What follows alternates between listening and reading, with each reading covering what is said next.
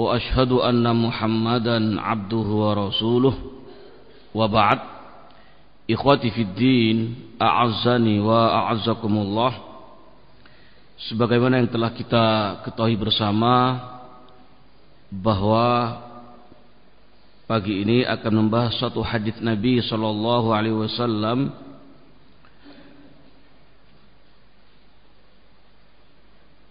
yang diriwayatkan oleh Abu Dawud dari sahabat Mu'adz bin Jabal radhiyallahu anhu anna Rasulullah sallallahu alaihi wasallam akhadha biyadihi wa qala ya Mu'adz wallahi inni la uhibbuka wallahi inni la uhibbuka. Faqala usika ya Mu'adz la tad'anna fi duburi kulli salatin taqulu Allahumma a'inni ala dzikrika wa syukrika wa husni ibadatik. Jazakallahu khair. Rasulullah sallallahu alaihi wasallam menyebutkan dalam hadis ini satu ketika memegang tangan Mu'adz bin Jabal radhiyallahu anhu, sahabat Nabi yang mulia, dan beliau menyatakan, wallahi demi Allah wahai Mu'adz,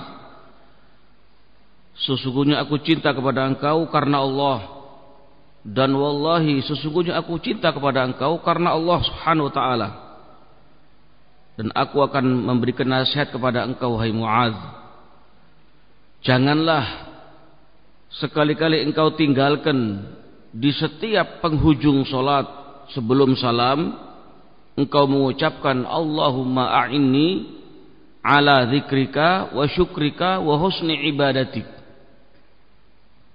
Ya Allah, tolonglah aku untuk selalu zikir kepada engkau, dan ya Allah, tolonglah aku agar selalu syukur akan nikmat-nikmat yang kau berikan kepadaku, dan ya Allah, tolonglah aku agar ibadahku baik kepada engkau.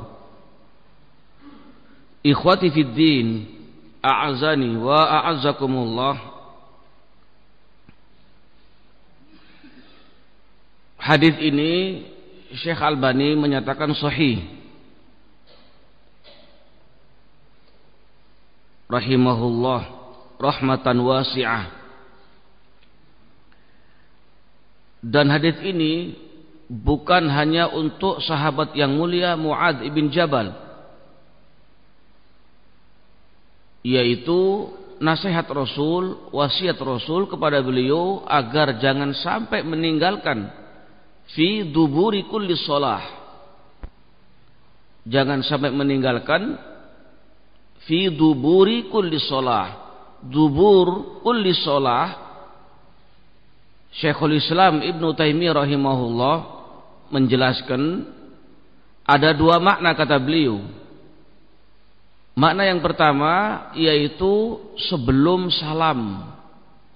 Sebelum salam tahiyat akhir, setelah selesai doa yang warid dalam sunnah, zikir yang warid dalam sunnah, kemudian sebelum salam mengucapkan Allahumma a'inni ala dzikrika wa syukrika wa husni ibadatik. Yang kedua yaitu fi dubur kulli shalah ba'da salam, setelah salam mengucapkan Allahumma a'inni ala dzikrika wa syukrika wa husni ibadatik. Ikhwati fid din, a'azzani wa a'azzakumullah. Doa yang terkandung dalam hadis ini, wasiat Nabi sallallahu alaihi wasallam yang disampaikan kepada Mu'adz bin Jabal, sangatlah memiliki makna dan kandungan yang sangat mulia, kandungan yang sangat bermanfaat bagi kita, dan kandungan yang betul-betul kita hanya bersandar dan memohon pertolongan kepada Allah Subhanahu wa taala. kita tidak bisa berzikir kepada Allah, kita tidak bisa dan tidak mampu mensyukuri nikmat-nikmat Allah Subhanahu wa taala, dan kita tidak bisa ibadah kita baik kecuali dengan pertolongan Allah Azza wa Jalla, kecuali dengan hidayah dari Allah Azza wa Jalla, kecuali dengan taufik dari Allah Subhanahu wa taala. Sehingga hal itu kita minta, kita mohon kepada Allah Azza wa Jalla. Dan demikian para nabi-nabi Allah Subhanahu wa taala selalu berdoa kepada Allah Subhanahu wa taala. Sebagaimana yang kemarin Nabi Zakaria, Nabi Nuh, dan semua para nabi-nabi Allah Subhanahu wa taala itu mohon kepada Allah Azza wa Jalla, termasuk Nabi Ibrahim alaihissalam yang Allah sebut ke dalam Al-Qur'an, Rabbi ja'alni muqimas shalah wa min dzurriyyati Rabbana wa taqabbal du'ai. Doa Nabi Ibrahim alaihissalam mohon kepada Allah Subhanahu wa taala, Rabbi, wahai Rabbku, ij'alni, jadikan aku ya Rabb sebagai sosok hambamu, nabimu, naam, rasulmu yang selalu muqimas shalah, menegakkan sholat, dan juga anak keturunanku. Dan ya Allah ya Rabb, terimalah doaku. Seperti itu beliau mohon kepada Allah Subhanahu wa taala untuk bisa menegakkan sholat. Makanya sebagian imam ketika meluruskan shaf stawu wa'tadilu wa tarasu suddul khalal, fa inna tasfiyatas sufuf min iqamatis shalah. Sungguh lurus dan rapatnya shaf termasuk apa? Min iqamatis shalah. Iqamatus shalah itu maknanya luas dan dalam, yaitu menegakkan sholat, rukun-rukunnya, syarat-syaratnya, wajib-wajibnya, sunnah-sunnahnya ditegakkan secara sempurna. Sholat yang seperti ini kata Allah Subhanahu wa taala, inna sholata tanha 'anil fahsya'i wal munkar. Menegakkan sholat ikhlas karena Allah Subhanahu wa taala dengan memenuhi syarat-syaratnya, rukun-rukunnya, wajib-wajibnya, dan sunnah-sunnahnya. Yang seperti itu mampu mencegah pelakunya dari perbuatan keji dan mungkar. Ikhwati fid din, a'azani wa a'azakumullah, kembali kepada apa yang disebutkan oleh Rasul sallallahu alaihi wasallam kepada Mu'adz bin Jabal radhiyallahu an, kandungan doa yang beliau ajarkan kepada sahabatnya yang mulia yang beliau cintai. Karena Allah Subhanahu wa taala, jangan engkau tinggalkan engkau mengucapkan Allahumma a'inni ala dzikrika wa syukrika wa husni ibadatik. Doa yang dipanjatkan kepada Allah Azza wa Jalla, yang tentunya syariat ini bukan hanya untuk beliau radhiyallahu anhu, tapi juga untuk seluruh umatnya Rasulullah sallallahu alaihi wasallam, dengan mohon kepada Allah, ya Allah, tolonglah aku agar selalu zikir kepada Engkau, beri kekuatan aku ya Allah, beri kelapangan dada ya Allah, dan kemudahan bagi aku ya Allah, sekaligus jadikan ini perkara yang sangat penting bagiku ya Allah untuk selalu zikir kepada Engkau. Masalah yang besar, masalah yang sangat mengenaskan dan terpuruk, dan masalah yang betul-betul merugi, yang sebenar-benar rugi kalau na'udzubillah min dzalik, kalau hamba Allah lupa dan tidak mau berzikir kepada Allah Subhanahu wa taala. Lupa dalam pengertian melupakan, tidak mau berzikir kepada Allah Subhanahu wa taala, itu sengsara nanti di hari kiamat. Karena yang tidak mau berzikir kepada Allah, yang tidak mau mengingat Allah di dunia ini, Allah akan melupakan nanti di hari kiamat. Waliyadzubillah. Apa jadinya kalau Allah Subhanahu wa taala melupakan hambanya, tidak menggubris hambanya, tidak memperdulikan hambanya? Apa yang terjadi? Tidak ada lain kecuali kesengsaraan yang akan menimpa dia. Na'udzubillah min dzalik. Sehingga Allah Rasul ibaratkan orang yang zikir kepada Allah dengan orang yang tidak zikir, kamatsalil hayy wal mayyit. Ibaratnya seorang yang hidup dan mati, bukan orang yang hidup dan sakit. Karena terlalu jauh perbedaannya antara orang zikir dengan yang tidak zikir kepada Allah Subhanahu wa taala. Dan zikir bukan hanya sekedar Allahu Akbar. Nah, bukan hanya sekedar itu. Subhanallah, naam, itu bagian zikir dan itu mulia. Itu mulia, bermakna luas, bermakna besar takbir tersebut. Tapi menuntut ilmu syar'i itu bagian daripada zikir kepada Allah Subhanahu wa taala. Oleh karena itu para ulama salaf mengistilahkan majlis-majlis ilmu itu majalisul zikir. Majlis-majlis zikir. Majlis zikir ya akhwan. Luas makna zikir kepada Allah Subhanahu wa taala. Syekh bin Baz rahimahullah menyatakan, i'tiyadul mu'min li dzikrillah min tasbihihi wa tahmidihi kullu hadza min asbabi tafrijil qurub wa taysiril umur. Rahimahullah rahmatan wasi'ah. Kata beliau Syekh bin Baz rahimahullah menyatakan, pembiasaan dan terus menerus seorang mukmin zikir kepada Allah dengan tasbih, subhanallah, tahmid, alhamdulillah dan seterusnya dari zikir kepada Allah Subhanahu wa taala itu, semua ini merupakan sebab dari sebab dilapangkannya kesempitan bagi seorang, dimudahkannya urusan bagi seorang hamba Allah Subhanahu wa ta'ala.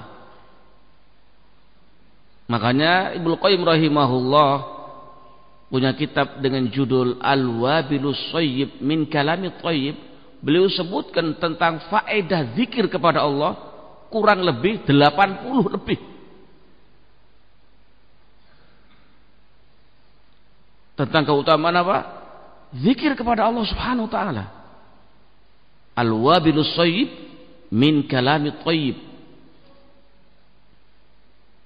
Ikhwati fid din, a'azani wa a'azakumullah, Syekhul Islam Ibnu Taimiyah rahimahullah suatu ketika pagi hari itu badannya capek semua, lemes, capek. Ternyata beliau ingat bahwa di pagi hari ba'da subuh lupa, tidak sarapan. Sarapannya apa? Zikir kepada Allah Subhanahu wa taala. Dan Ibnu Qayyim menyebutkan dalam kitab tersebut, bukan hanya sekedar obat kolbu yang Allah sebutkan dalam Al-Qur'an, ala bi dzikrillahi tatmainul qulub. Ketahuilah hanya dengan zikir kepada Allah kolbu-kolbu itu bisa tenang. Bukan hanya itu na'am bin nasis sharih, dengan nas yang sharih yang terdapat dalam Al-Qur'an itu wadih, jelas.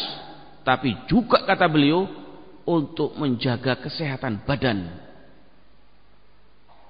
Banyak ya ikhwan yang harus kita pelajari tentang zikir kepada Allah Subhanahu wa taala. Alangkah mulianya, alangkah bahagianya ketika seorang hamba Allah Subhanahu wa taala diberi hidayah oleh Allah dan taufik dan kekuatan untuk selalu zikir kepada Allah Subhanahu wa taala. Syaitan meletakkan belalainya di kolbu seorang muslim, siap untuk menyesatkan, siap untuk menggoda. Ketika zikir kepada Allah Subhanahu wa taala, khonas,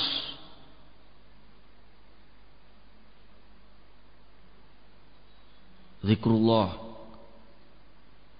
muhim.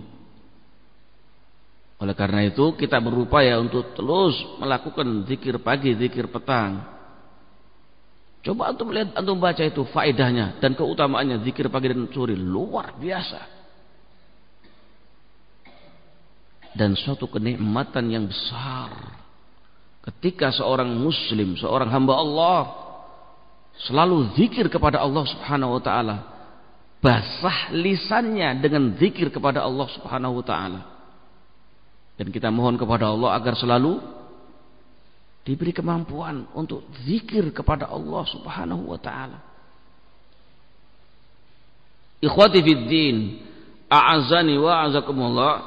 Yang kedua, ya Allah tolonglah aku agar selalu bersyukur kepada Engkau. Syukur kepada Allah Subhanahu wa taala. Ini juga demikian masalah yang besar. Ternyata yang demikian mulia nilainya di sisi Allah Subhanahu wa taala, mayoritas manusia tidak mampu mensyukuri nikmat-nikmat Allah Subhanahu wa taala.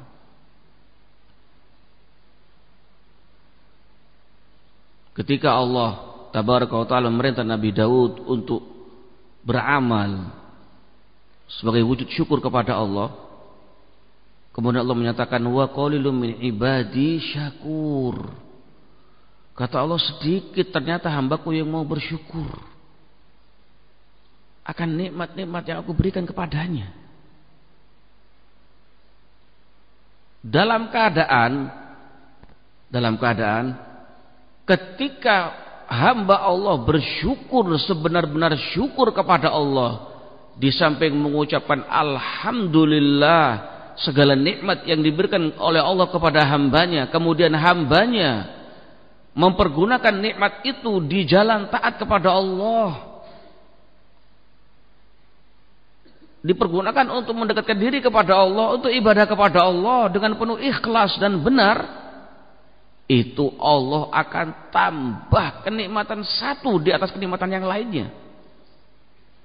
Sebagaimana sengsaranya, sebagaimana kerugian yang besar ketika seorang hamba Allah, na'udzubillah min dzalik, kufur terhadap nikmat Allah Subhanahu wa taala dengan mempergunakan nikmat yang Allah berikan di atas maksiat kepada Allah, dengan mempergunakan nikmat yang Allah berikan kepadanya dengan lalai mendukung hal-hal yang maksiat kepada Allah, dipergunakan untuk menentang Allah dan Rasulnya, untuk menghina agama Allah, untuk maksiat kepada Allah, kufur, bid'ah ataupun syirik kepada Allah Subhanahu wa taala, wal iyadu billah. Apa kata Allah? Inna azabi lasyadid. Sungguh azabku pedih. Ikhwati fid din, a'azzani wa a'azakumullah, suatu kenikmatan yang besar ketika seorang muslim, seorang hamba Allah muslimah itu bisa mensyukuri nikmat-nikmat Allah Subhanahu wa taala. Wa in ta'uddu nikmatallah la tuhsuha innal insana la zalumun kafar. Firman Allah Subhanahu wa taala dalam Al-Qur'an disebutkan, kalau kalian mau menghitung-hitung nikmat Allah Subhanahu wa taala, kalian enggak akan mampu, kata Allah. Innal insana la zalumun kafar. Sungguh manusia itu, kata Allah, punya perangai zalim dan kafar, kufur nikmat. Ini yang berfirman Rabbul Alamin. Manusia punya karakter apa? Punya karakter zalim, aniaya dan kufur nikmat. Illa man hadahullah, kata Sa'di rahimahullah, kecuali yang diberi hidayah oleh Allah Subhanahu wa taala. Ikhwati fid din, a'azzani wa a'azakumullah, apa kata Allah dalam Al-Qur'an? La tus'alunna yauma idzin 'anin na'im. Sungguh kalian, wahai hamba-hamba Allah, nanti di hari kiamat akan dimintai pertanggungjawaban akan kenikmatan-kenikmatan yang aku berikan kepada kalian.